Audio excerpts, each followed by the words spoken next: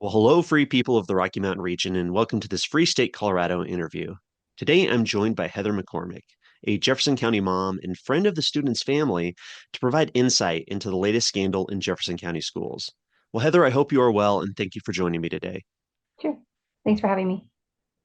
Well, Heather, Jefferson County Schools has seen more than its fair share of controversy over the past few years. And just recently, this shocking story came out about a teacher who groomed a 15-year-old student. They eventually moved in together and has since fled the state. So, Heather, let's start at the beginning of the story. What happened with this student? So basically, as kind of an overview, without getting into the nitty-gritty details, this student was in this teacher's class her sophomore year. And this teacher was inquiring about sort of how a student could go through the process of become declaring themselves homeless. Um, and then we fast forward a little ways. This student was a 4.6 GPA student. She was on the varsity swim team. She was just all around a great kid, and probably red flags for a teacher to think something is going on. Um, so if we move forward to her senior year, her parents start kind of discovering some stuff is going on and they start looking into it. They inevitably discover that she's been communicating with this teacher outside of school. They had over 20,000 text messages between the two, over 40 hours of talking to each other. And so they bring this to the attention of the principal, who already was aware that there, was communication going on between this teacher and this student. And um, he mentioned something just in passing in their conversation about, kids that are homeless, to which my friend was like, but my daughter's not homeless. She had no idea that any of this stuff was going on behind the scenes. Um, the very next day, she found paperwork under her daughter's bed while cleaning out her room that was that they had declared her homeless. The staff had done it without any knowledge from the parents. And, looking back, my friend then discovered that if she hadn't found it, she probably would have never even known it was done because it would have been sealed when she graduated. So they did declare her homeless when she was 18. She moved out. She moved in with a teacher, not the teacher that she was having a relationship with, because she was deployed. She is in the military. So um, anyways, she moved in with a different teacher, a speech pathologist at the school, whom she would have no reason to be in contact with. Um, and that was it for the parents for months. They didn't, they weren't able to really interact with her at her graduation or all of these things that are celebratory that they helped her to get there. And so that was really hard. Then they didn't know where she was for months. Um, and eventually they were in contact with her again, found out she did move out of state and was in a relationship with this teacher when she came back from her deployment. When she came back, the district let her just leave, just quit and leave. They didn't fire her. They didn't threaten to fire her. They just let her leave and then never reported anything. So it took my friend pushing to get her license revoked, which took over 2 years, that she could have been working with other students. So there just wasn't any accountability there. The paperwork that they filed was for FAFSA purposes. This is federal paperwork. And um, so there just was, when it was brought to the attention of the district, nothing was done except that teacher no longer works here. Wow. I mean, what a nightmare. I can't even imagine, if being a parent, sending your kids to school, you trust the teachers, you trust the school, you think that they're safe and the kids have good grades, they're performing in these after school activities, doing a great job being an athlete. And then to find out behind the scenes, behind the parents' back, there's this other thing going on where the teacher's developing a relationship with your student. I mean, it's like the ultimate nightmare for a parent. I mean, absolutely disgusting and shocking. I mean, it's just crazy that the school district let it get that far. and that nobody really knew what was happening. I mean, you said there was red flags, but it seems like no adult really wanted to do anything about it. Yeah, well, and it's, you know, if they were so concerned about her that they were feeling like they needed to declare her homeless, get her out of this house, um, everywhere along the way, from the teacher to the counselor to the principal to the family liaison, all the way up, all these people that were um, told that this was happening, not any of them reported it to Child Protective Services. And this student's younger brother was at the same school, had the same counselor. Nobody checked in on him. There were two other kids in the same household in Jeffco schools. Nobody checked in on them. So, I mean, as far as my friend goes, like, she's like, if you guys had just called Child Protective Services, obviously we don't want them called on us, but they'd have shown up at our house and we could have gotten all this resolved without losing our daughter, basically. So there was a lot of people who didn't do their due diligence and failed as mandatory reporters. I mean, that's just so crazy that they kind of intentionally helped this student hide what was happening from the parents, helped declare herself homeless. And I mean, you would think they'd reach out to the parents, or like you said, to Child Protective Services, some other governmental entity, just to do a welfare check or to see what's actually going on at this home with all these other kids that are in the Yeah, school district. But yeah. nobody, I mean, why do you think, and I know it's a little bit of speculation, but why do you think that none of them reached out to the family or tried to investigate any further? I mean, I can't say for sure why they didn't, but I know that when they looked back and they cored some of the emails and stuff, the counselor, when she's communicating, specifically said not to contact parents. She said, don't use the phone number that's on file because it's the home address, it's the home phone number. Don't use the address that's on file, that's theirs. Use the school address. Like, all of it was very specifically meant to exclude the parents from what was going on. Wow. Well, there's that term grooming, and I know it's become kind of a buzzword on very politically charged in so many ways, but I mean, this to me, this is like just an example of the proper use of that word, right? I mean, you have a kid, somebody who maybe is confused, going through a lot of things, growing up at that awkward age of 15, 14, 15, 16, trying to figure out their place in the world. And then you have an adult, an adult, much older person who's already gone through all of that, and then kind of developing this relationship with the student. I mean, it seem like, that, maybe you know or not, but the teacher developed this relationship. I know watching your report or your interview with the CBS News, some of the documents and some of what the parents have said that the text messages, the phone calls, I mean, it seems like there was an intimate relationship going on. Um, I mean, how was this not caught at the school level? I mean, that's a great question. When the parents brought this attention to the attention of Scott Christie, the principal at Columbine, his only response was that, you know, this teacher, Carney, helps, students navigate their sexuality. And that is something that she, I don't know, does. It doesn't make any sense to me why that would be a thing that a teacher felt like they needed to help a student do. But as we know, this is not just a Jeffco thing. I mean, obviously, parents are fighting for the right to be involved in their kids' lives in the school setting everywhere. And the Jeffco push for the term trusted adult being used. Um, I mean, that has to be earned. And just to tell kids that all adults are trusted, should be trusted, or are trustworthy, is clearly not true, and a dangerous place to put our kids in. Oh, extremely dangerous. I mean, being a mom, being in Jefferson County schools, what do you think? I mean, are Jefferson County schools safe for children?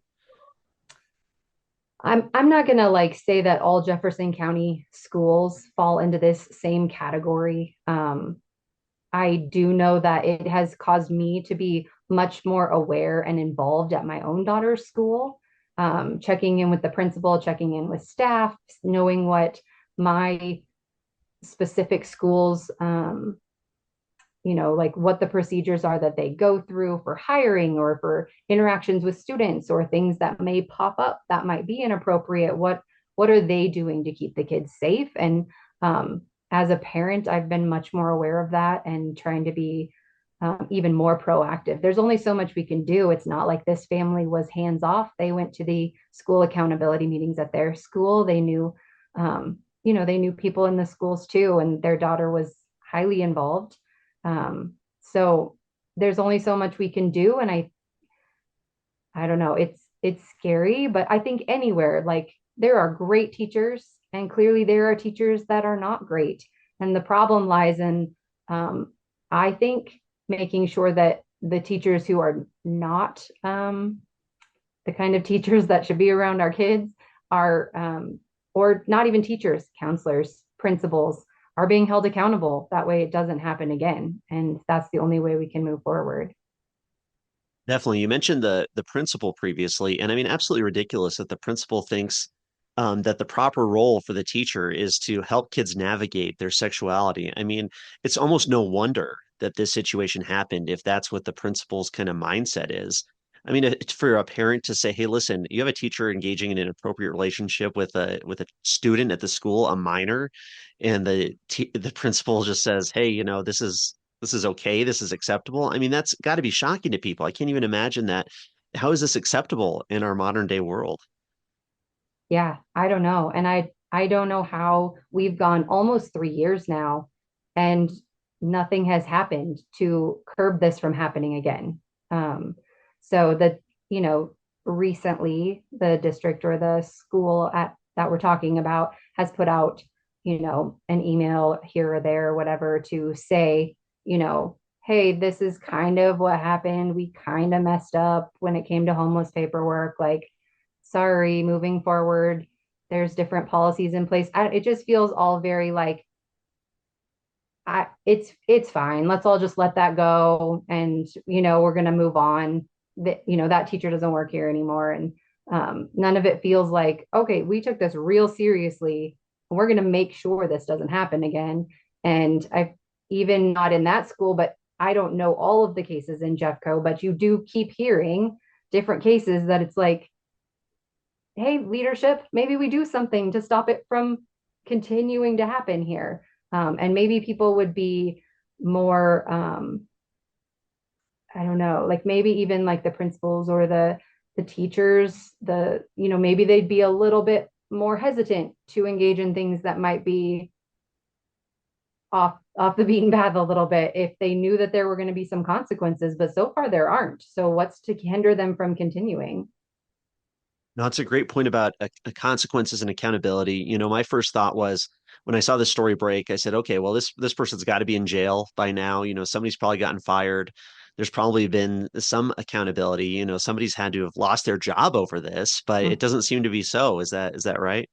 Yeah, no. And even the letter that just came out to the Columbine community from the principal and stuff, like, it's been almost 3 years. The only reason this stuff is coming out is because now it's in the public eye and it's out, and they're like, oh, people in the community are starting to know we got to address it. Well, it should have been addressed then. It should have been addressed right then to the entire community. Like, hey, we had this situation, and from the top down, from the board and the superintendent, this should be an issue. And I've been to board meetings, and never do they approach these things, right? We're all focused on other things that are going on or even not going on, preparing for things that could happen, but not on the actual issues that are happening right now. This should be something that the board and the superintendent are directly addressing, and they're not.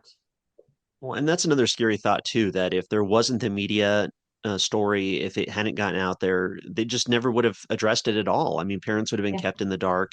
They wouldn't have known that there was this, what I would say, a predatory behavior by school staff to take their kid away from the parents. I mean, and it's a scary thing. Definitely. I think parents across Colorado and across the country are very concerned about what's happening in these schools. And you mentioned the superintendent, the principal we talked about, but of course, I can't help but think about the Jefferson County School District's chief of staff last year, David Weiss. I mean, he was fired. He was under investigation by the county sheriff for apparently possessing child sexual abuse material. He ended up committing suicide before they could arrest him or really go after that. I mean, it just seems that there's this pattern from the very top to the schools that's kind of almost allowing this type of thing to happen. Yeah, I think that even that situation, parents were not happy that the district was not getting out in front of it and being transparent, right? For them to cancel meetings where the community could have been there, to ask questions and be informed about what was going on. We deserve to know what's going on.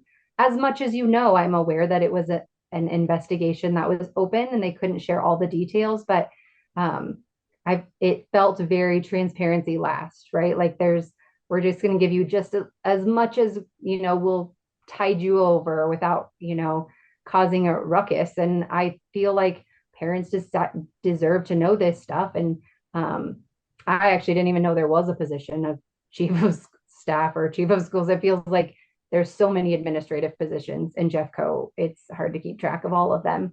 Um, but he was the one who oversaw the investigation at Columbine. So that in and of itself, I feel like any of the investigations he was part of in anywhere in the district should have automatically gone back to, we better relook at this, because he couldn't have possibly been coming at it from objective lenses.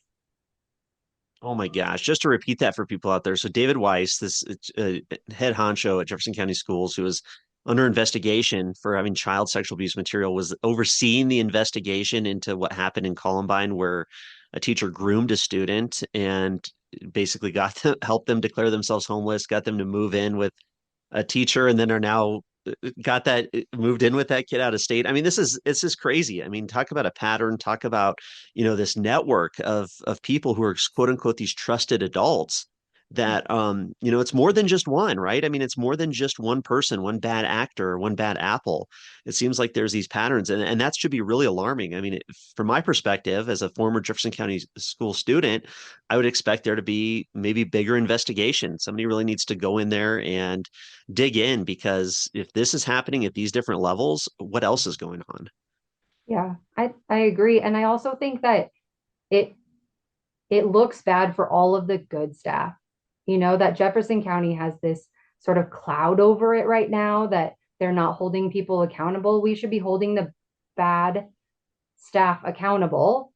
That way, the good staff can go on having good relationships with their students and their families. And I feel like I hear over and over again from Tracy Dorland's mouth that we partner with families and we partner with parents. And that's clearly not true. To just say it doesn't do anything. How are you doing it? How are you actually partnering with parents if parents bring to your attention things like this and nothing happens? Like, this should be the ultimate partnering with parents. We're going to partner with parents and make sure accountability is held where there are people who are doing things they're not supposed to. Um, I think that if she had held this staff accountable, that would have shown us that she cares about partnering with families.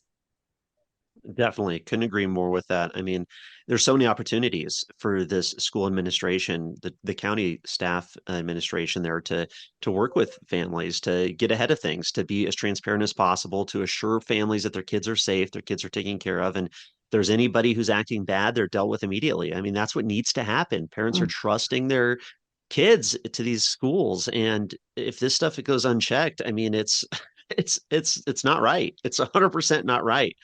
But Heather, I really appreciate what you said about getting more involved and paying more attention and kind of having that mindset. And I think that's so important these days for parents to really be a little bit more active, maybe than what their parents were when they were kids, but really being aware, because there's so much of this going on, it seems. And I don't know if there's more of it than ever before, if it's just being exposed more. But nonetheless, any other tips? What do you think parents should do to help keep their kids safe? I mean, I think that's really key. Just being as involved as possible. There's only so much we can do, and if you are putting your kids in the schools, you are to an extent trusting your school. So, as involved as you can be, as communicative as you can be with teachers and staff and the principal. And I would say, if anything feels off, you should be bringing it up. Um, and if there's ever any pushback from staff on things that you're bringing up, I think that's a red flag. I think that it should be, whatever your concerns are our concerns too, and we'll make sure that we look into it. Should be response from whatever school or staff you're talking to.